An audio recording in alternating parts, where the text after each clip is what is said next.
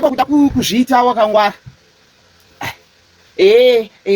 Aiwa zvada kuchatoda zvichaitika afuta kubereke 6 vadzi idzodzi 6 vadzi pachaitika zvakaoma zvisingaite because iye muda kwagwarura kutotora power zvechisimba ada kutotora power kuita utsinye hwakadari nekuti chokwadi kurwira power hungry power kurwira ndiye kauyu adzadi uyu iye uyu Gambakwe unopenga chiti kurwira power chokwadi loko ungaita basa rekudai vanhu achiita zvakadai munangagwa ndiye uyu ari kudai ndikambakwe muchazviwaka pavidhiyo iyi kuti handikupa posta pazichaposta akasiyana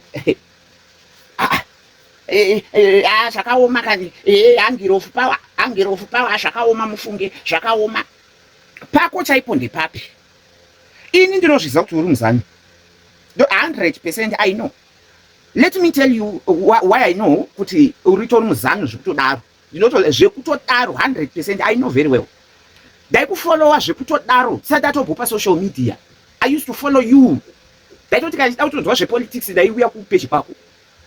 Ndauti udzwisise.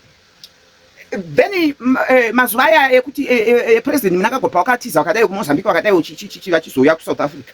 Pakazobviswa uyu azati Mugabe vakuzodzokera kuZimbabwe. Achinambotora nguva akabva atodzokera futi kuZimbabwe. Kana kuti I think ingori same time iyoyo vatodzokera kuZimbabwe akatomira ikoko katopfeka machikwai uyu masikafu wati mazuva ayo vachipembera uko vachifara. Mukukanganwa here? Mukangano anogara aritoriko kana if I'm not mistaken I think akatoonana napresident. If I'm not mistaken muzano uyu 100% muzano uyu ndiye muzano manje 100 kwete even 99% 100% zano but mira kapa nzvimbo nayi hapana chakamboipa nokuti isusu kana iyo zano atitomboivengi tinotoida asi kungoti pani pamwe mistakes atinenge tichiona tichingotaura kuti aiwa apa pakanganisiwa apa iwe zvazvina kunaka nokuti ndine kodzero yacho amezimbabwe so ukoona ndataura kuti zvazvina kunaka izva zvireve kuti ndinovenga zano takakurira meso saka ndikungokuonesa usaita hunyoka hutsvuku kuviri kuruma ofuridzira segonzo kuruma ofuridzira kunyenyeudzo ofuridzira no mira panzvimbo iwe Gambakwe mira panzvimbo rega kucheuka Gambakwe mira panzvimbo iwe usacheuka Gambakwe mira panzvimbo usacheuke iwe mira Gambakwe mira panzvimbo usacheuke mira panzvimbo wai uchida kupusisa vanhu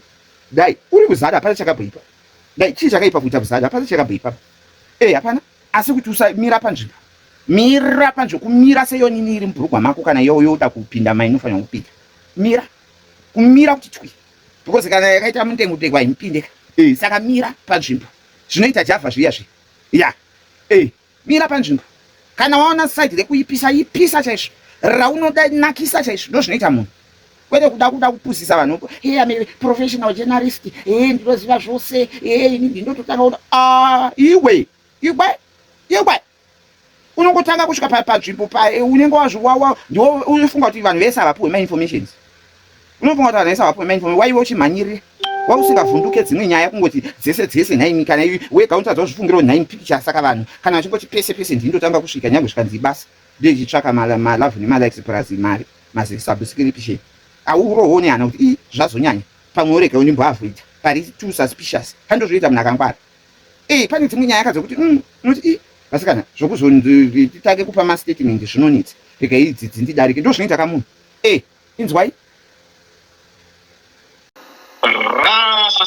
Right, 8 February 2026, and today I'm excited to be giving you. Right, 8 February 2026, and today I'm excited to be giving you the evening update. And today we're going to be looking at the events that have taken place, and then where we are going. So where we are, it's called a moment of crisis. So a moment of crisis is a moment that demands clarity, especially on what is happening and what is going to happen. If you cannot have clarity in a moment of crisis, you won't be able to get out of the crisis. And at the moment, many people in the opposition, especially people who oppose Mnangagwa's 2030 agenda, they are moving from one side to another without direction. So this is the time when we need leadership. And I have been through many moments of crisis. However, there is no moment that we've ever been at this particular point where we've lost the life of some of the most important people in our struggle. So if you look at Geza passing away last week, and then the passing away of Sarawaka in a hit in Pretoria. Those are the two most critical moments. They match the moment when Nyoka Mapunu was arrested. So when Nyoka Mapunu was arrested, at the peak of everything, it brought down the momentum of what was happening. So the government of Mnangagwa is very powerful on two sides. That is intelligence, infiltration, and then false communication. So if you look at Mnangagwa and how he operates at those levels. That is the level of intelligence. You infiltrate and destroy any organization. And then he is going to cover his tracks with false communication. That is lies. But to have those lies, they must have information. And at the moment, they wanted to get hold of who exactly is working with Geza or was working with Geza. And particularly the phone of Sarawaka is currently missing. The computer of Sarawaka is currently missing. And I know that in those gadgets, they are very important communications. However, I will not reveal what has happened to some of the other gadgets. So Sarawaka had the number of gadgets that he had or was using. But of those gadgets, 2 are currently missing. When I arrived at the police station this morning, I made it a point to ask the police what really was taken when Sarawaka was killed. And according to the record, they don't have any record of the phones. So inside of the police, they do not know or do not have information about any gadgets. So the record at the police says nothing was taken. But I know for a fact that Sarawaka's phones and laptop, which he had, because it just came from Swaziland at that particular moment, are missing. So someone does have those information or those gadgets. And normally those are looked at the same way that you looked at Nyoka Mapunu when he was arrested. The first thing that they did was to take over his phone, to take over his gadgets. I was one of the first people to reveal to you that Nyoka Mapunu had been taken. And now we were also some of the first people to reveal to you that Sarawaka had been taken. The reason is I am very confident and present during the times of a crisis. So one thing you should know about me, when there's a crisis, I am very clear about what is going on. And I'm able to clarify for you. And if you listen carefully to what I tell you, if you go back to what I've been telling you over the past 2 months, you understand the moment where we are. The moment where we are right now is a critical juncture. So at this point, if Mnangagwa makes an announcement that he's going to go to 2030, something very big is going to happen. You remember me saying this. So to prevent that thing from happening, Mnangagwa is taking certain steps ahead of that time. That announcement has not been made. It was supposed to be made. You have seen that many people have been coming and saying, next week we're going to announce. Next week we're going to announce. They're not announcing. They first of all need to clear the ground. So they need to clear the ground before they make the announcement. And to clear the ground is to strike so much fear into the hearts of people that you eventually all just sit back and say, let them do what they want to do. However, I want to assure you that what you're going to see in the next 6 months, you've never seen. Even if 10 people are killed or 20 people are killed, what you're going to see between now and September the 4th, it is some of the most difficult moments you're ever going to see in Zimbabwe. We're at a very critical moment. And many people are going to have to choose a side. So you're either going to have to choose the 2030 side, or you're going to have to choose the side where the people and the constitution are. So currently, our constitution in Zimbabwe does not allow a president to go beyond 2 terms or 5 years. And what is happening right now, there is a group within ZANU-PF that wants to extend the term of Mnangagwa beyond the 2 terms, beyond the 10 years. So it doesn't matter if it's 1 year, it doesn't matter if it's 2 years, but that is unconstitutional. It is not allowed for a president to go beyond 10 years. So it doesn't matter how many people you kill. You are still not allowed by the constitution of Zimbabwe to go beyond 10 years. So you can come and kill me at my house. That is the law of the country. The law of the country says a president must serve 5-year term times 2. And then you go home. Another president takes over. So that is simply the conversation that I've had with Sarawaka before he passed away. That is the conversation we had. That is the conversation that Mtarageza was having before he passed away. Mtarageza is right now in a mortuary alone. There is no memorial service. There's no nothing. And that is the basis of everything that you're seeing right now. The basis of everything you're seeing is the 2030.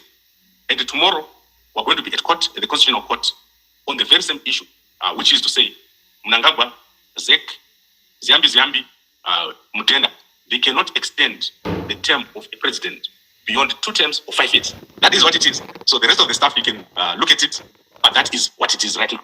Okay, so I want to is control of the group. So Sarawaka runs a group, and that group was, it has people that was in Nyoka Mapunu group. So that is where everyone who was following Sarawaka is. It also shows the administrators of the group. So it's called Sarawaka Updates Zim Revolution. So that is the group that we have here. And Sarawaka in August was in Zimbabwe to organize a protest. And during that process of organizing the protest, he was coordinating on the ground. That is sending flyers from one place to another and coordinating the team that was performing or preparing for the protest.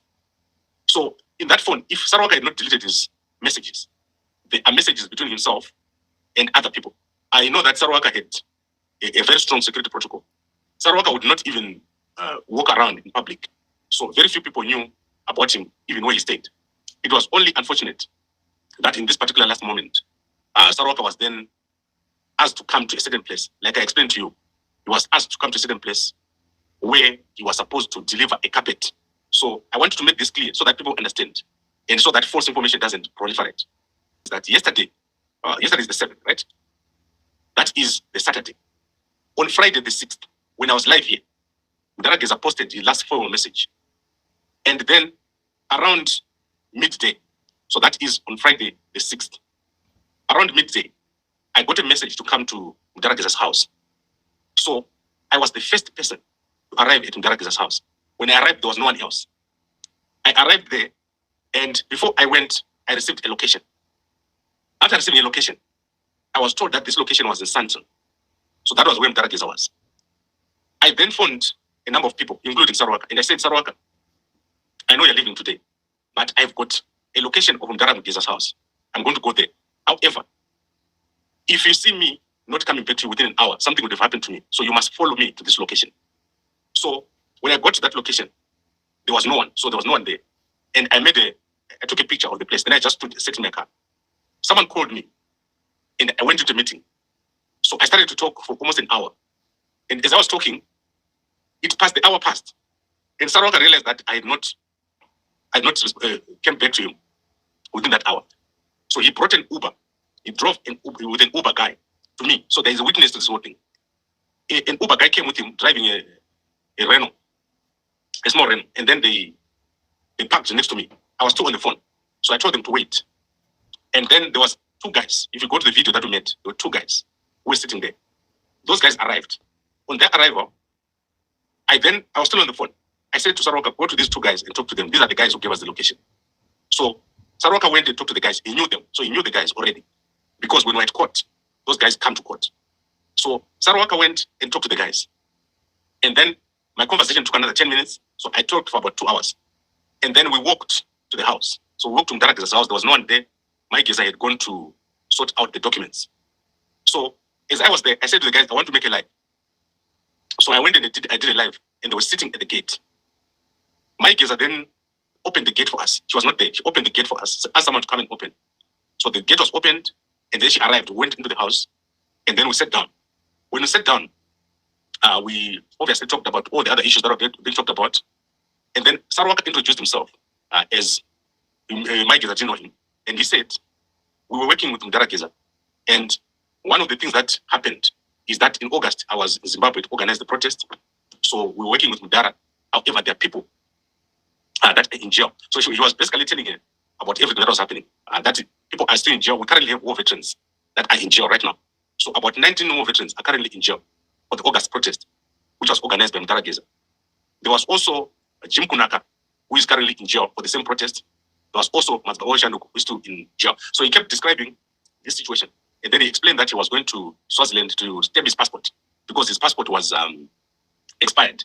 He's not legally in South Africa if someone works here. So he goes every month. He either goes to Botswana or he goes to Swaziland where he stamps his passport. So his days were now finished. And he had to go urgently on that night. So he was supposed to be out of South Africa by 12 midnight. Otherwise, his passport would be expired. So Sarawaka went. We were supposed to go now because it was, I think it was now around 2.